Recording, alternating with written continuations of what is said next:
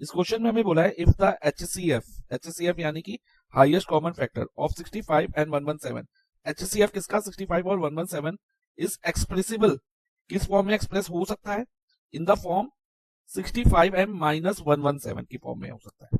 को अगर हम एक्सप्रेस करें तो किस फॉर्म में 65m माइनस 117 की फॉर्म में, then the value of m, तो वैल्यू ऑफ m क्या रहेगी ये हमें फाइंड करना है। तो बच्चा HCF किसके इक्वल है 65m माइनस 117, इसकी फॉर्म में एक्सप्रेस हो सकता है। तो हम HCF जो भी आएगा 65 और 117 का उसको किसके इक्वल लिखेंगे 65m माइनस 117 के। तो पहले हम HCF फाइंड कर लेते हैं, फिर हम m की वैल्यू फाइंड करेंगे, ठीक है बच्चा।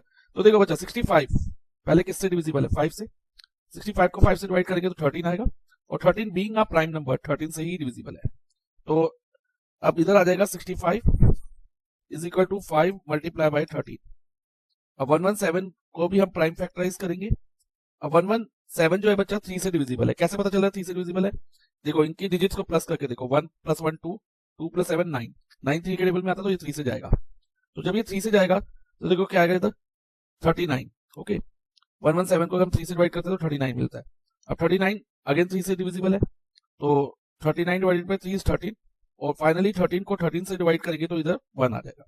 अब 117 इज इक्वल टू क्या हुआ 3 2 टाइम्स आ रहा है तो 3 स्क्वायर हो जाएगा मल्टीप्लाई बाय 13। अब नेक्स्ट बच्चा ध्यान रखना, HCF में हम कॉमन प्राइम फैक्टर की स्मॉलेस्ट पावर लेते हैं, और जो इसमें हम HCF में जो हमें कॉमन दिख रहा होगा ना उसी की स्मॉलेस्ट पावर लेंगे। लाइक इसमें हमें क्या कॉमन दिख रहा है, कॉमन फैक्टर क्या दिख रहा है ओनली 13, तो इसमें HCF में 13 की स्मॉलेस्ट पावर। अब 13 की दोनों की पावर, दोनों में इधर 13 की पावर 1 है, इधर भी 13 की पावर 1 है, सेम पावर है, तो HCF हमारा क्या हो जाएगा बच्चा 13 हो जाएगा, क्योंकि दोनों में 13 कॉमन है, उसकी स्मॉलेस्ट पावर क्या है 1, ओके।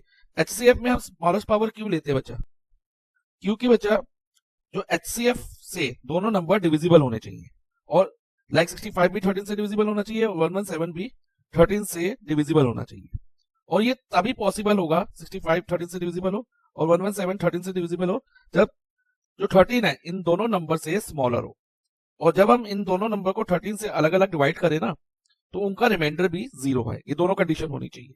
तो क्योंकि नंबर को हमने स्मॉलर रखना होता है, फैक्टर जो होता है स्मॉलर होता है नंबर से, तो इसलिए बच्चा हम हमेशा स्मॉलेस्ट पावर लेते हैं HCF के केस में।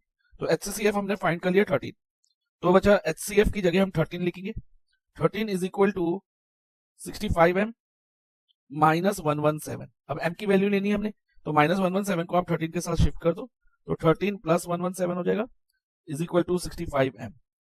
अब 13 plus 117 is 130 is equal to 65m, और m की वैल्यू क्या होगी बच्चा 65 इधर m के साथ मल्टीप्लाई में है RHS में, जब ये LHS में जाएगा तो ये डिवाइजर में चला जाएगा, तो 130 डिवाइडेड बाय 65 यानी कि 130 अपॉन 65 होगा।